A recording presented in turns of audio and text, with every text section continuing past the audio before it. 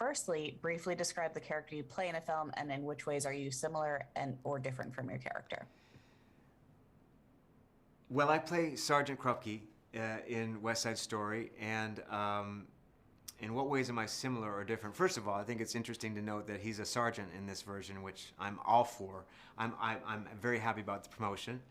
Um, and I think in terms of my ability to say that I'm like him, hopefully comes in the sense of empathy that I hope to create with the character.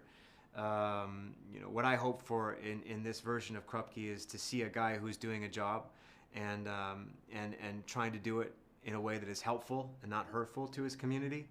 And hopefully, I'd like to think that I try to live my life that way as well.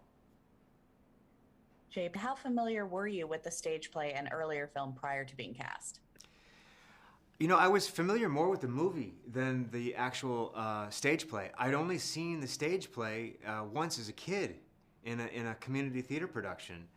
And so that's my only theatrical point of reference. The film was something that I had referenced and experienced more often.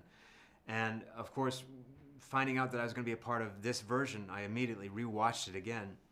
So, but to be totally honest with you, I think the way that the musical is most in my consciousness is simply through the music and my familiarity with the score, and just how that music has become a part of our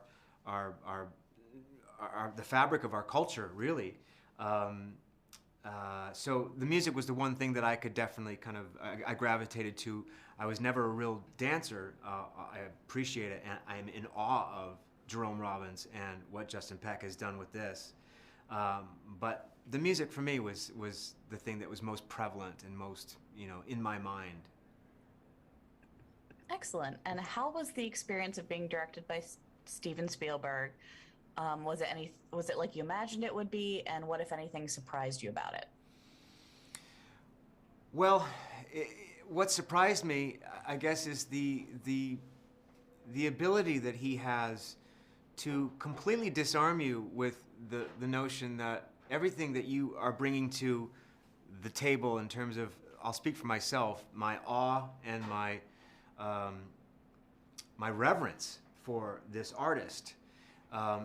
And when you're in that mode, it can often be something that prevents you from doing your best work because you're stuck in this kind of gawky phase of like, I can't believe this is happening. And I think to Steven Spielberg's credit, he is so capable of cutting through that immediately with the fact, purely by the fact that he is such a open-hearted, warm, and collegial person that you realize, oh, yeah, I got a job to do, and we're going to do it together. He makes you feel like you should be there. And I think that is a great quality of leadership. It's a great part of his success, I think, in creating communities that are going to be there and want to do their best job. So I shouldn't be surprised by that. Because everything I read about that kind of prepared me to think that was true. But then when you experience it, you're so happy that actually is the case. They say never meet your heroes. It doesn't apply in this case with Steven Spielberg. What makes the film relevant for today's audiences? Well, the relevance, I think, starts with the idea of love and wanting to see love survive and to succeed and to find a way to flourish. That is something that is never going to go out of fashion, and that is something that we as human beings are always going to want to see happen. And when that story is being told and the odds that create a scenario that make it less likely for that to happen, you're going to want to root for that. So that's the first part of the answer. The second part, obviously, we're living in a time now where we're so divided politically and also by the way we can, oftentimes keep each other at bay because of the color of one's skin or how someone talks or what they look like. All these superficial things that have nothing to do with community and just being together. is a huge part of this storytelling, and so that is, you know, you'd be foolish not to mention that in terms of where we are right now, because I think we have a long way to go to get better at that. And I think this story is something that will educate people, and in the sense that we have a long way to go, and let's get to work. What would you say was your biggest challenge in making the film?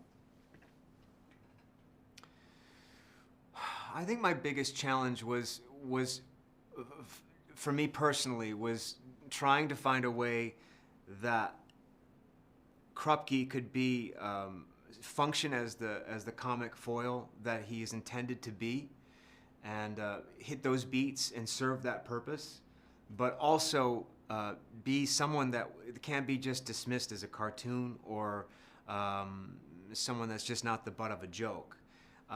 I was hopeful that the time you got to spend with this character and this guy would allow you to believe that he was a real person doing a real job.